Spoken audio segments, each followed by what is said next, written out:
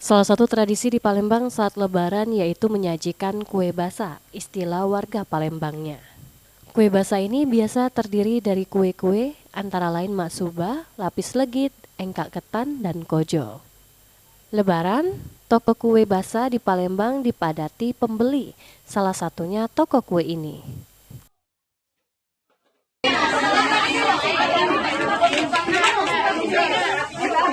Kue-kue khas Palembang seperti maksuba 8 jam ini bagian dari tradisi yang diwariskan turun-temurun karena proses pembuatannya membutuhkan ketelatenan. Dengan bahan berkualitas agar menghasilkan rasa yang khas. Permintaan meningkat drastis saat Lebaran.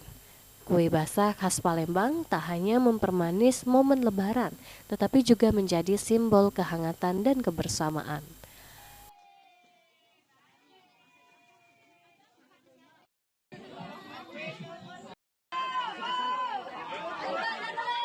Tim Liputan Sriwijaya TV.